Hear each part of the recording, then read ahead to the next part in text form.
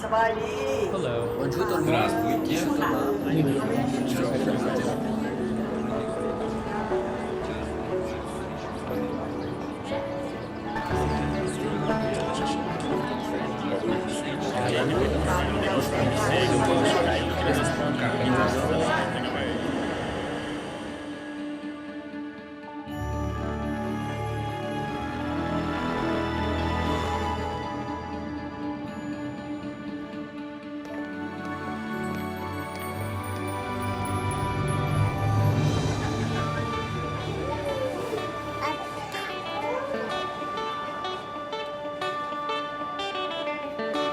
Hello, and welcome to Planet Word. Step up to the mic and say hello. Hello. Hello. Yo. Hi there. You're standing in front of about 1,000 words. And that's not even 1% of the entire English language.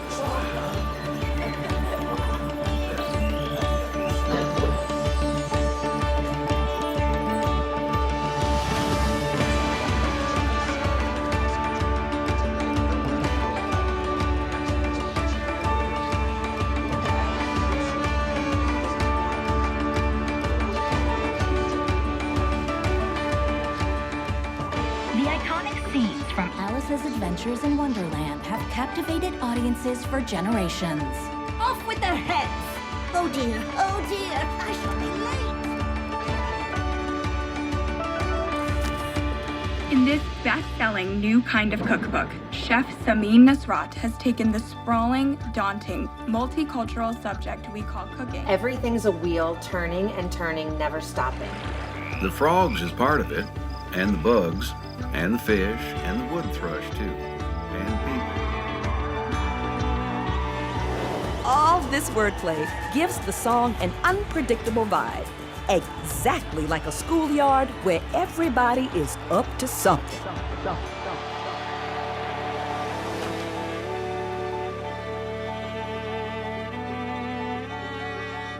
What did the tailor think of her new job? It was so-so. No. Oh, come That on, was not come on, close come to on. funny. A little laugh.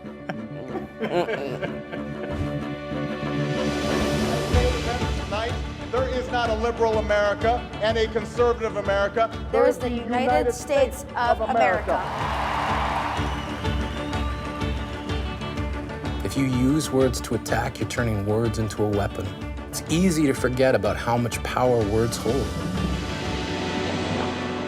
Salam alaikum. Xin chào. Merhaba. Hello. Hola. I speak Arabic. I speak Icelandic. I speak Amharic. Hindi. Korean. Hawaiian. Farsi. And I speak Hebrew. Shalom. Shalom. I'm not. In Korean, we have 7 different levels of respect. Navajo has a totally different... Our culture is one of the oldest in the world. Zulu is a clique language. My great-grandpa was the last speaker, but our language lives on in the names of places around D.C. Thank you for learning about my language. To say goodbye, we say Slomlath. Ciao. Agul. 再见. Bless bless. Hagoene. Paalam.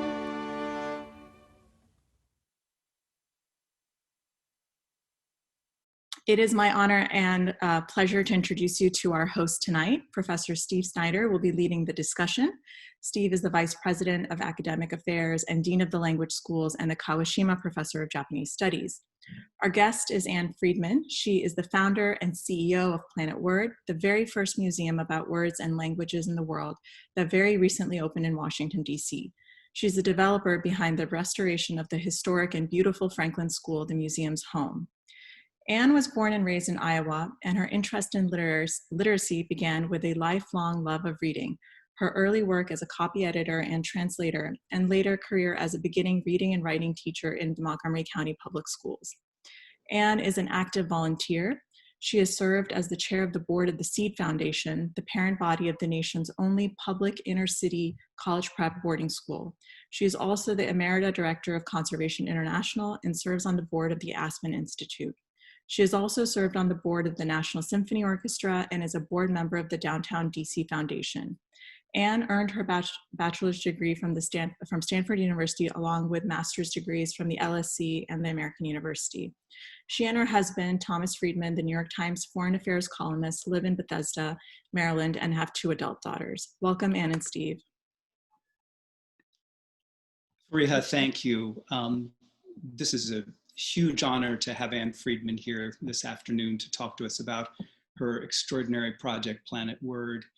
I'd like to first thank Fariha for having the idea for this webinar. I suspect that it grew as she watched the Franklin School across the square from Middlebury in DC and imagined what could be taking shape in that extraordinary building.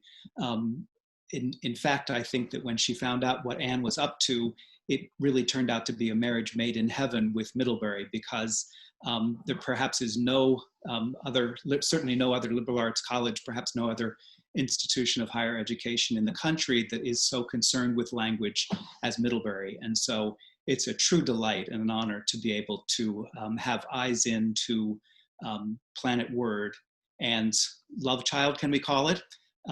And get a sense now in the next half hour or so of what Anne has created there in the building across the street from our facilities in Washington, DC. And as I say, this is a great honor and a pleasure. We've had one other chance to talk briefly, and I think we both agree that there was a lot to talk about. Fariha has given us a little bit of an idea of your background, but I wonder if you could tell us a little more about how this idea came to be and how you first conceived of it and how it relates to things that you've been working on in the past. Sure. Thank you, Steve, and thank you, Fariha. I guess, you know, the origins of this idea go back to my living for a decade in the Middle East. I lived in Beirut and Jerusalem, two cities divided by civil strife. And I pledged that when we moved back to the United States, I would do something to build community. And so that led me to teaching, because I think the public schools are the one institution left in America where you have the possibility of different communities mixing. And so I wanted to support that, and did a lot of things in education that convinced me I should actually go back to graduate school and get a master's in teaching and figure out what I was doing just intuitively before. And so then I taught for several years, and my last 9 years as a teacher were part-time teaching in Montgomery County for a program called Reading Initiative, which added part-time teachers to teach reading specifically to first and second graders. So I taught reading to first graders, and then all literacy skills, so writing, spelling, everything. And I never thought I would teach first graders. I was not a babysitter. I'd never done anything like that, but it was the best teaching job you could ever have, because you're introducing kids to concepts and material that, you know, they will hopefully love the rest of their lives. And then I retired in 2011 and thought, what can I still do with all my background in literacy? It was really important to me, and thought about that a lot. How can we make words and language cool? And, you know, should there be a television program about someone, you know, like Matilda and Roald Dahl's novel, or something that would make reading and language cool again? And then I read a story in the New York Times about MoMath, this new museum of mathematics in New York City, where they had used technology to bring abstract concepts of math to life. And when I read that story, I said, that's it. That's what I should do. Turn the abstract concepts of literacy, of language that I am teaching into something hands-on and interactive. And so I knew I needed to use technology to bring language to life in a museum setting, because I didn't have a collection. It wasn't going to be a museum with artifacts. It had to be experiences that brought words and language to life. And so I had that idea and knew nothing about leading or creating a museum, and looked on the web and put in museum consulting company and got connected with Lord Cultural Resources, which is really the leading museum consulting company. I'd never heard of it, but they took my ideas seriously, and they assigned me to a team in New York City who did a market feasibility study, very long and involved, and talked to all sorts of people and visitor services in DC and professors, and what do you think of this idea? And the feedback was really positive. And so it's sort of like, okay, I have to keep going. I can't turn back. And I had also at the same time started making a list of all the important concepts that I thought should be in such a museum, and tried to think, how could you make them interactive and participatory and hands-on? And so that was the first couple years of this adventure. Extraordinary. Obviously, I haven't had a chance to visit in person yet, and unfortunately, I suppose the number of people who have had a chance is still rather small. I know you're closed temporarily, but I have to say one of the first things I want to do when I get back down to DC is to visit. But I would encourage everyone to visit the website, which is excellent, and particularly the ribbon cutting video that you recorded for a virtual ribbon cutting ceremony, which is absolutely amazing. And looking at that, I was struck by a number of things, and I wonder if you could tell us a little more about how you conceived of some of the individual exhibits. And I was struck by the phrase, the world's first voice-activated museum. So I'd love to hear more about that. Maybe beginning with your sort of entry piece, the Speaking Willow Tree, which just looks extraordinary. Okay. So that video that wasn't playing properly is also on the web at the end of the 1 hour or so recording of our opening ceremony. So anybody here can go to planetwordmuseum.org and see that little video, which is a sort of a virtual 3-minute tour of the museum and highlights. But we found an exhibit design firm that specialized in technology. So they helped take these kernels of ideas that concepts that I wanted to have in a museum and turn them into galleries and high-tech exhibits. And it was their idea to make the museum voice activated, as they like to say. And so what that means is that in many of our gallery experiences, you are talking to the exhibit to advance it. If there's a moderator whose voice you hear, the moderator is asking visitors questions, they respond, and then the software, the voice recognition software, picks up what they said and advances the experience or the software or the projections according to the words that are picked up. So what that means is that in our main gallery, and it's sort of the most iconic, it's called Where Do Words Come From? And it's really about the English language and etymology. It features a 1,000 word wall, 3-dimensional. It rises 22 feet high, 40 feet wide. That depending on what the visitors respond when they hear questions from the moderator's voice, the experience changes. So you could come one time and have somebody yell out smog, a word that lights up on the word wall when we're talking about words that enter the English language because they are portmanteau words. But if the voice recognition software picks up the word jorts, jeans and shorts portmanteau, the experience will shift and go in a different direction. So, people say, well, do you have temporary exhibits?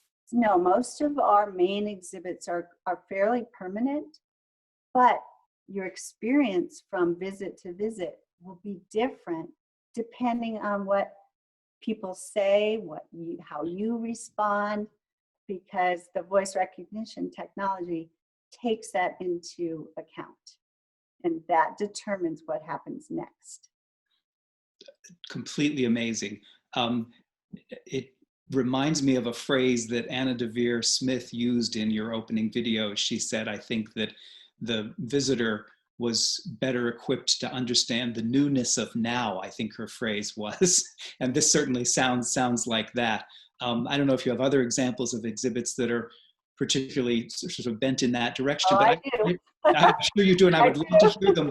But at the end, I'd also like to hear whether the past 9 months have made you think about something that obviously all of us, including the language schools, have begun to wonder, and that is for people whose projects are very much face-to-face and community-based and very much about being in place in person, and that's the way the language schools have functioned for 106 years. We've now begun to realize, after a very successful remote learning summer last summer, that we can also do things virtually that are enormously effective and in many ways replicate, but also expand the mission that we've always had. So I'm just wondering whether, obviously you're very place-based in the Franklin School, but whether you have designs on perhaps using your technology for other purposes as well.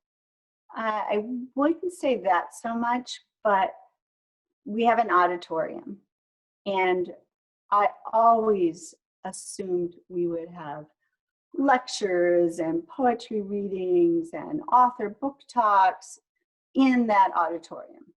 And I wanted to have a lecture series on language and the law, language and the news, language and the brain, and I knew who the speakers should be and had thought about moderators, and that can't be right now. So all of the programming that I'd hoped to have in the auditorium, we have had to think about doing virtually instead and online. And we're starting to do that. We're starting to build up a lot more programming that we can offer. And in fact, the good side of that is that all those people around the country, around the world, who love words and language can now participate, be part of the Planet Word community, and they don't have to come to the Franklin School in Washington, D.C. So that's the upside. We're creating a much larger community of supporters, and also have the benefit of hearing perspectives from people all over the world. But I had wanted to have a museum that was physically located in DC for a very specific reason. We live in a country that's founded on a written constitution. We have words all around Washington that we revere on our monuments and memorials. So I thought it was really important to be in Washington, D.C. It said something about how important words and language are to our country. And also I wanted a physical space that could create a community, bring people together to use their words and language in a civil way, with discussion and with meeting and laughing together and singing together. So, in that respect, I'm really sad that we can't be open right now, but we were open for 5 weeks. We know how much fun visitors were having. We had a little proof of concept This museum that nobody had ever heard of, and nobody could even imagine what's an interactive museum of words and language. Now we know, and it works. And so we will reopen sooner rather than later, I hope. And also, it wasn't that hard to make a visit to Planet Word pretty safe.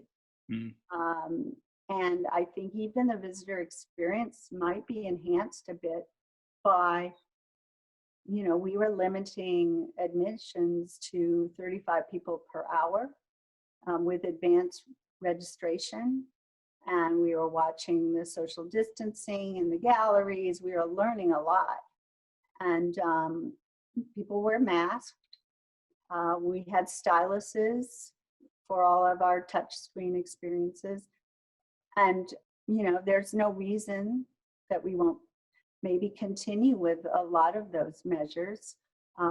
We rewired some of our interactive exhibits that had headphones, and we rewired them to have a jack so you could put your own personal headphones in, so that's how I'd answer that. Yeah, no, absolutely. It's a brave new world, but it sounds like you are using all of that technical acumen to adapt to it remarkably well. I don't want to take us away from the discussion of language and go back to it quickly, but I am impressed that among all the other amazing things you've done with this museum, you have rescued a landmark building that certainly needed a purpose, and you've given it a brilliant one, but I also suspect you've done great things to the building itself. And I wonder if you could just talk about the role that kind of the built space played on influencing the way you developed the particular exhibits and how that sense of place. We talk a lot about Middlebury's sense of place and playing a role in the learning we do. And I just wonder if you could tell us how that works in your own particular case with the Franklin School. Sure.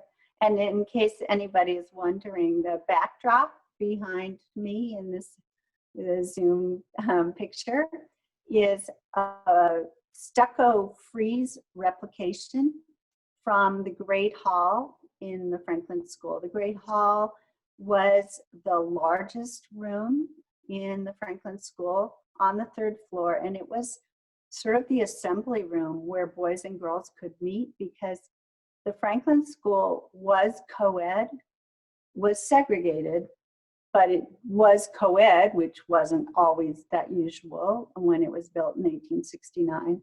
And so girls went up one stairway and boys another. And so they kept the boys and the girls separate, except for in this giant great hall. And one reason that answers your question is because the exhibit designers took one look at the layout of the Franklin School, which, we couldn't really change because of all the historic preservation requirements. So here you have this very symmetric building with matching twin staircases, one for boys, one for girls. And that divided the building into thirds.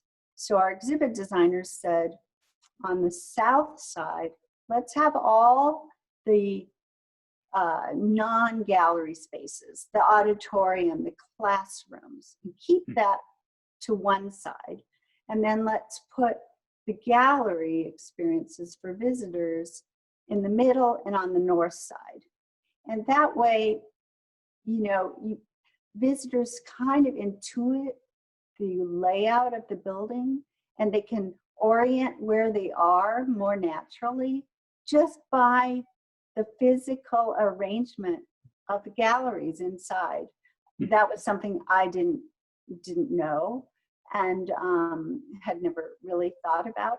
So visitor experience starts on the 3rd floor also, and then visitors descend, because they said, the exhibit designers said, when you're fresh, start at the top and they go down, because you'll be tired after you visit all those experiences in galleries. So instead of starting on the 1st floor, which is what someone like me would have assumed, and then go up, They said, no, start on top and go down. And so that's how we arrange things. Fascinating. Kind of like the Guggenheim. I always take the elevator to the top and walk down the spiral. So what we did too, so I took these concepts that I wanted to make sure we covered, and we layered them. So the third floor, when you start, is about early childhood language acquisition, where words come from in English, and our largest gallery in this great hall is on the spoken world, so the diversity of the world's languages. But then on the second floor, when you go down, it's all about what we do with those words that we acquire. So creativity, oratory, poetry, literature, that's in the middle floor. And then on the first floor, before you exit, all the galleries are devoted to the power of words and language. Because the idea was you will learn about how powerful your words can be. And before you go back out on the streets of Washington, we want you to have, thought about the power of words and what you will do with yours, and gain empathy for people who may not sound like you. So it was very deliberate, what would be on each floor. It's spectacular. Museum design is a really, really interesting science, and I'm sure you now have next career. Great educator, next career, exactly, no doubt. From our last conversation, that Middlebury has a long history, the language schools alone, 106 years of teaching and learning the world's languages. And most of the people I think on the webinar today are probably alums of the language schools in one form or another. You just mentioned the Great Hall, which is where you sort of deal with the issue of the diversity of the world's languages. I wonder if you could talk a little more about messages that Planet Word might have for language learners and people whose focus is really on the diversity of cultures and how they interact with the world's languages. So, I've studied a lot of languages on a very basic level. I just like languages. I'm not especially fluent in anything, but I just know enough to do crossword puzzle answers and things like that. You're one of us. Well, you're way beyond me. So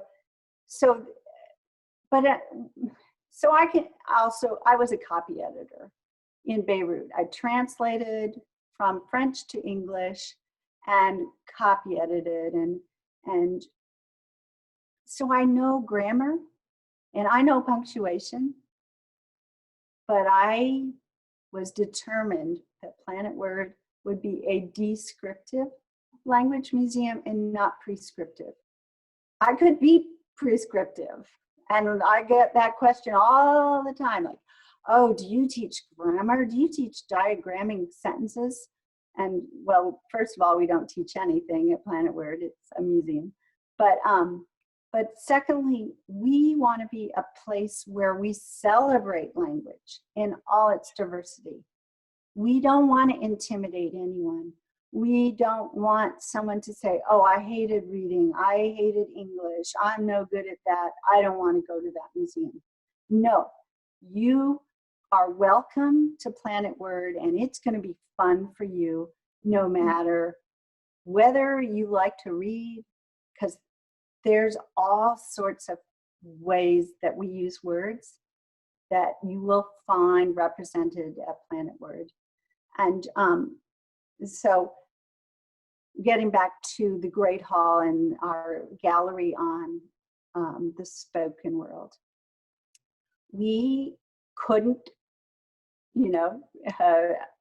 cover all the 6,000 plus spoken languages in the world. But what we did do was try and pick representative languages from all around the world. So from Asia to the upper northwest of the United States. We wanted to have endangered languages represented, rare languages, click languages, everything that was really unique and had something interesting that we could show visitors. But we don't just show.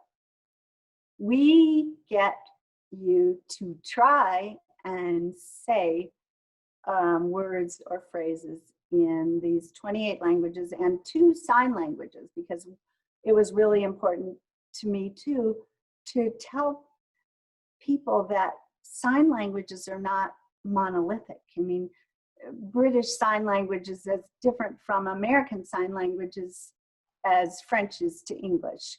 And so that's a real revelation to a lot of people. So we have Farsi a signer who speaks of Farsi Sign Language, and someone who uses ASL. And so we hired native speakers of each of those 28 spoken languages and wrote scripts for them. They're sort of like little mini lessons about their language, and we recorded them. They appear on iPads that are surrounding a 12-foot diameter globe that's hanging from the 22-foot high ceiling. This gigantic sphere is covered with 4,800 LEDs. And the LEDs light up and change in response to the language lesson that you're learning. So the easiest example I can give is Hebrew. When you listen to our Hebrew language ambassador, and she was 12 years old when we taped her, her name is Noah, and you will see her on our website talking about Hanukkah from a language perspective. Now she's 15, but still charming. And so she teaches lessons about how, number one, there are words in modern Hebrew that were not in the Bible. And so, where do they come from? And she asks you to try saying them. And then the last little mini lesson is about the chet sound, the glottal chet, and it's used in l'chaim. And so on the big sphere in the middle of the room, when you try saying that, the iPad tells you to look up. You look up at this globe, and it lights up like 2 champagne glasses, and it also makes a sound, so you hear them clink together. And for every one of the 28 languages, we have a different design takeover moment that sort of is a positive reward for you for trying to say something in this foreign language. So it's a lot of fun, and it's, what's going to happen next? What's the globe going to do? What design am I going to inspire? It sounds absolutely brilliant, and I'm dying to get down to see it. It also sounds like a good gateway drug for the language schools. People who begin to get fascinated with foreign language might want to continue. And certainly we offer 12 instead of 28, but it might be an interesting tie-in there. We also have had challenges, obviously, as we expand. We started with just German in 1915 and have expanded incrementally since then. And our most recent is Abenaki, the indigenous language for the people who live on the land where Middlebury is located. And that is very, very important to us to acknowledge their presence and continue to protect that, or help promote that language, which is also endangered. And we have Piscataway, which is the language that was spoken in the DC region. And our Piscataway ambassador works at the Eaton Hotel at 12th and K. And his grandfather, I believe, was one of the last Piscataway speakers, and there are only about 70 words that are known that are left. Wow. We are more fortunate with Abenaki. We have a brilliant teacher and a very rich cultural program, and much of the literature that's been created has been preserved. So we're excited about that new school. In your remarks at the ribbon cutting ceremony, you spoke about something you mentioned earlier today, and that is the role that the Planet Word program is hopefully going to play in helping us in this very difficult moment when we're having more and more trouble having language connect to reality and create a civil discourse for everyone to share in this country. And I just wonder whether you have specific exhibits or specific plans for things to promote something that obviously is one of the biggest goals for all of us, particularly people who are concerned with making language connect to the things it supposedly indicates.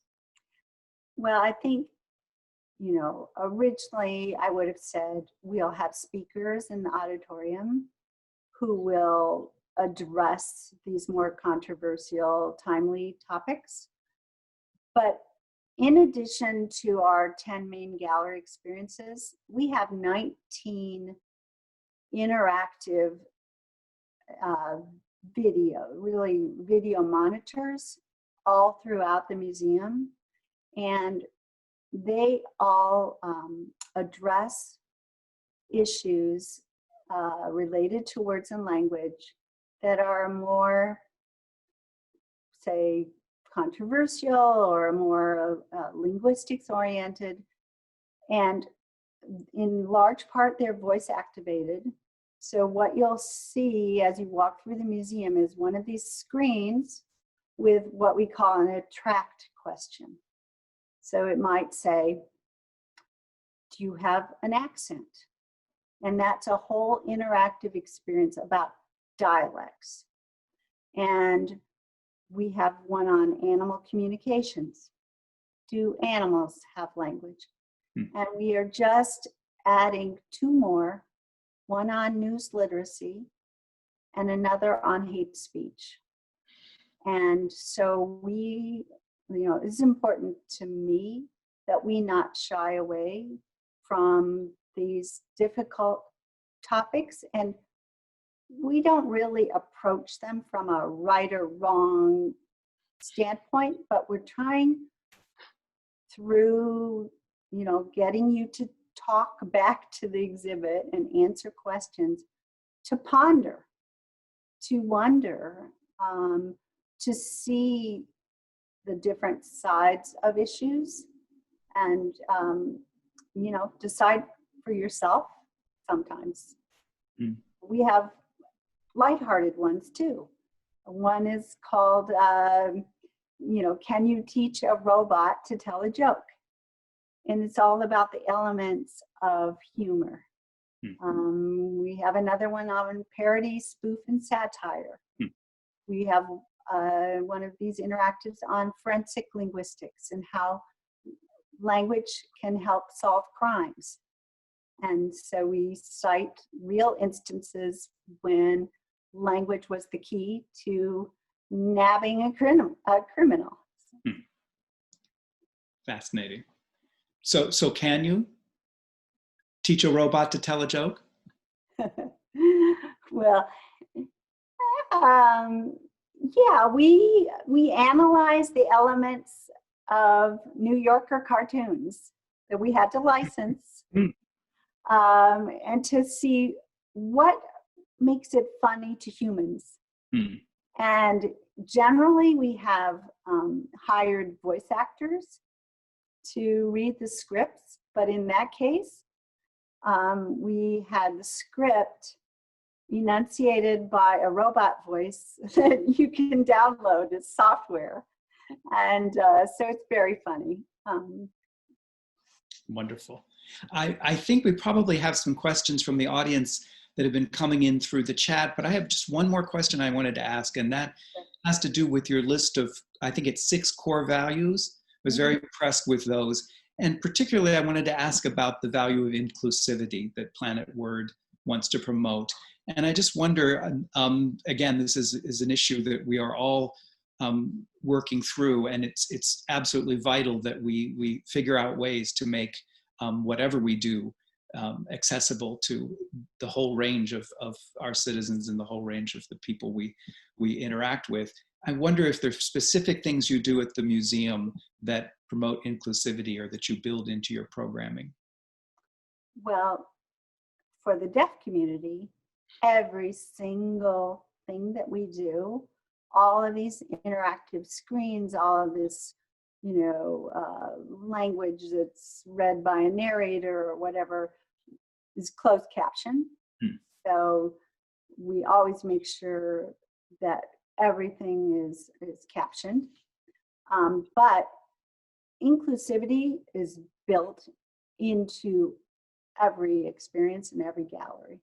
So in our Magical Library Gallery, we have 50 books that come to life through projection technology, and they represent every type of book: fiction, nonfiction, graphic novels. We have a cookbook. We have picture books, adult books, and they're written by or feature characters of every ethnicity. And so that happens in our poetry nook, in our songwriting gallery with the types of songs that we've chosen and actually licensed. It's karaoke style.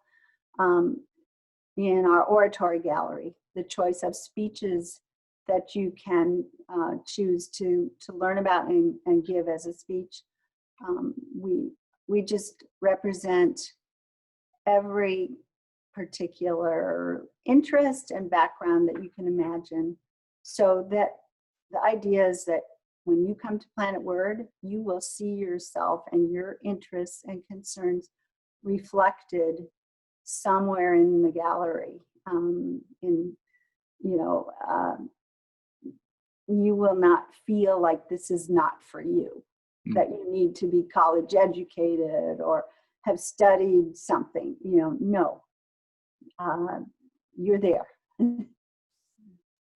Sounds like an extraordinary project. As I say, I hope we all can come to Planet Word very, very soon. Me too. So now I think Fariha will rejoin us, and she has some questions, I think, from people who have been watching. Please. I do have some questions. So the first one is actually from Professor Peter Bruca from Middlebury. Peter's question is everything virtual, or are there also some objects relating to printing, recording, translation, deciphering of lost languages, Linear B, hieroglyphics, Etruscan, etc.? And he can't wait to see the museum. Very little.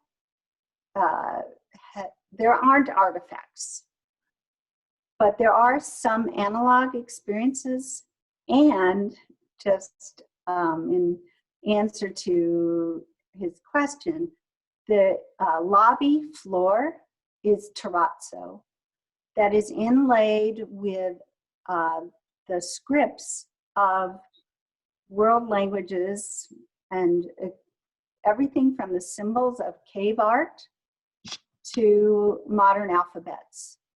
And we have Indo-European languages sort of going through the floor in one direction, and we have Asian languages and ideographs in the other, and then we have examples of languages that are not connected to anything, like Mayan glyphs. We have hieroglyphic designs in the floor.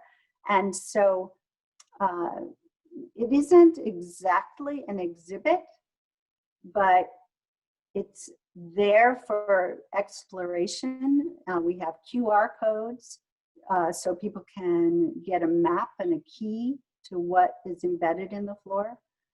We have lockers that are the International Phonetic Alphabet, covered, each locker numbered 1 to 30, has the International Phonetic Alphabet transliteration of that number in some language. So, you know, there are experiences like that that I think would make the professor a little happy. There is a technical question from Roger Garberg about the ASR, automatic speech recognition. He was wondering, you know, it's technically very difficult in an open air environment, and he was wondering what platform you're using. We're using Azure, which is a Microsoft platform. We tested, the exhibit designers tested 4 different formats, and Azure returned the most accurate results. Now, it's still learning, and we had to sort of make lists of homophones, of what the software might pick up that would lead to incorrect answers and, you know, mishear things. And, you know, it depends on how crowded the room is, how loud your voice is, if you've got a mask on, and how muffled the sounds are. So it's not perfect, but it's pretty cool, and it's getting better all the time. The more we use it and the more we sort of feed into the software what it might hear, the better the results are that we get. And it's also in our spoken world gallery, sounds that are not from English are more difficult for the voice recognition technology to pick up correctly. So we have a fallback. You can tap the screen to advance instead of it waiting and waiting for it to kind of react to your trying to make a click sound that the software doesn't recognize. So we have to have like backup. There's a question from Carol Hepner. Would you say this museum is more oriented towards children? Of what age, or adults? It is definitely not, it's not a children's museum, but our exhibit designers said from the very beginning, we can't design a museum for everybody. You need to give us an age range.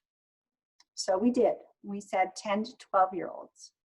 Now that might sound like, oh, well then it's a children's museum. But what we really meant was that if 10 to 12-year-olds can have fun and understand the point of a gallery or an exhibit, then anybody older than that would be fine with it.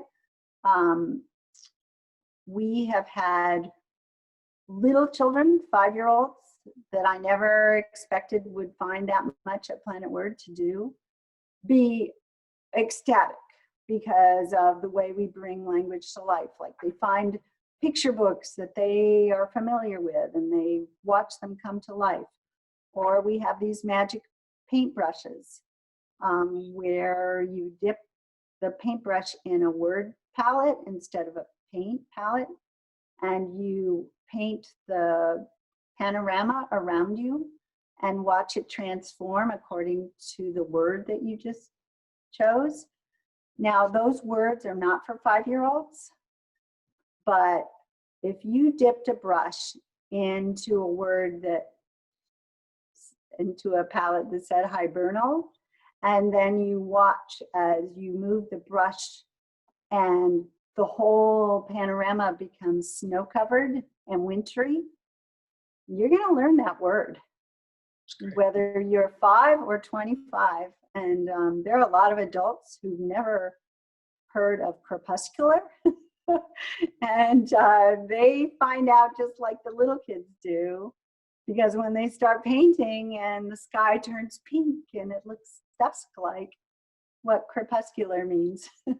So it's a museum for all ages, and you know, some things are really accessible for younger kids, but not everything is intended for them. And I mean, and you've had such a varied career, and a reminder to our audience that you've taught first graders, so you know this intuitively, what is appropriate and what is not for 5 and 6 year olds and 7 year olds. Yeah. We have another question from Judith Jaslow. She had one comment and she had a question. The comment was, there's a propaganda museum, I believe in San Rafael, California. So, and her question is, do you have translation programs at the museum? No, we had to make a decision early on that this would be a museum basically in English. And there is a museum that I love in Paris called Mundo Lingua, and it's really a linguistics museum. And there you carry around a headphone set, and you plug it into one of 6 international languages at each computer station. And so if you want to hear, you know, the information in French or Russian, that's what you choose. But this is really an English-based experience, I would say. I don't know if you had addressed this earlier, but Angela Weston wanted to know how you determined which would be the languages that you were going to present in your museum, and are those going to be changing? No, they're not going to be changing for now. We could, but here's what we'd have to do. We'd have to figure out what about a different language shows some unique characteristic about a language that is interesting compared to the 28 we already have. Because each one was chosen, you know, the mini lessons show something really memorable and unique, and not like it's just the grammar, you know, that we're showing people. So finding another language that's representative and has something interesting to add would be difficult. Then we have to write the script, find a native speaker, record them, add them, and then reprogram the globe chandelier to have a design to go with that lesson. And so it can be done, but it's really, really expensive and time consuming. And how did we pick the 28? Well, you know, I knew I wanted to have certain language traits represented. If we didn't do Spanish, you know, I mean, that would just be crazy. And then I looked at the immigrant communities in Washington, D.C. and picked languages that represented them. So Amharic, for sure. Korean. What are the major immigrant communities in D.C. that we wanted to come to the museum and be represented and see themselves in the museum? Thank you, Anne, so much for speaking to Middlebury today. And thank you, Steve, for hosting this evening. And I can't wait to the new year when we all can get vaccinated and things are going to be hopefully back to as much as normal as it can be, and we can visit the museum. That would be wonderful. Thank you so much. This was a great experience. Thank you, Anne. It was a pleasure and an honor, and thank you, Fariha. Good night.